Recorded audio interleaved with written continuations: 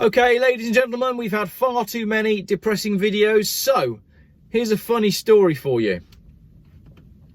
The Three Counties Showground Incident, written and apparently performed by Geoff Buys Cars. As some of you know, I volunteered to help our local primary school chaperone 3 classes of children on a visit to the Three Counties show. Here's what went down. The head teacher asked if I had 4 spare seats, to which I coolly replied, no, I have 6. 5 in the car and 2 in the boot. It's a Volvo, you know, the old-fashioned ones with the rear-facing seats. I hoped for an approving response, but she didn't seem too impressed.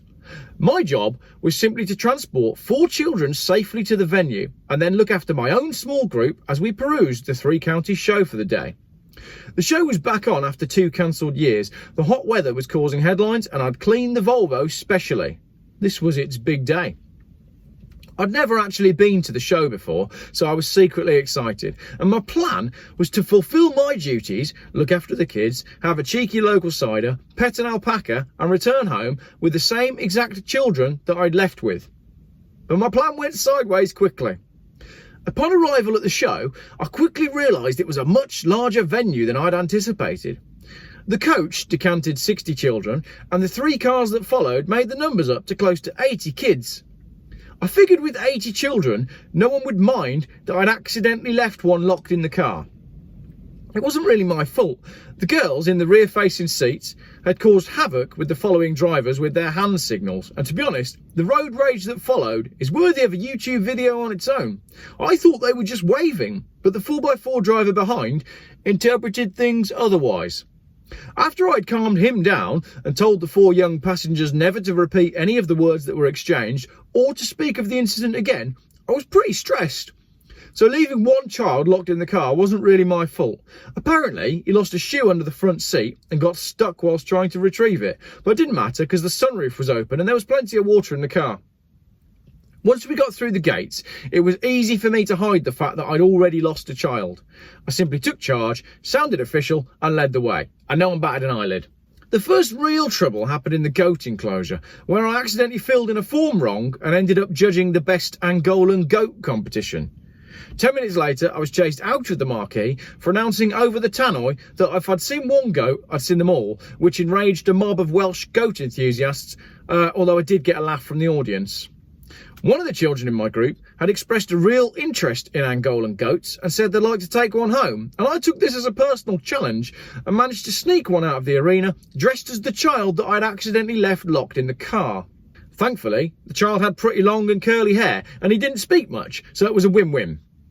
There were further problems in the bees and beekeeping tent when the eldest of my group walked squarely into a table, breaking one of the hives and sending bees literally flying. We ducked out of the chaos, but in the confusion accidentally won the Best Local Honey Award with a jar of filtered cooking oil that I'd intended to tip into the fuel tank of the Volvo. It was the perfect colour and beautifully presented, they said. It's a piece of piss, this country show business. Next up was the bird of prey display, and I decided to redeem myself by being the perfect guardian of one of the smallest children in the group, and she was scared of the eagle, so I held her hand while the show took place. After an excellent display of flying from the owls, hawks and falcons, the finale was to see the crowd all lay on the floor while the bald eagle swooped low over them. I figured this was a great opportunity to snag a photo for the local newspaper. So with one hand holding onto the scared small child, I used my other to operate the camera on my iPhone.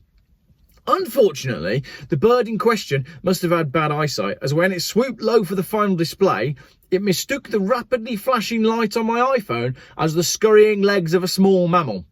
Seeing my arm as prey, I quickly hid the phone, but it was too late for my nervous young companion. I am told the volunteer search and rescue team were able to get her and the bird safely down from the tree within about an hour, thanks to some quick thinking and an air rifle.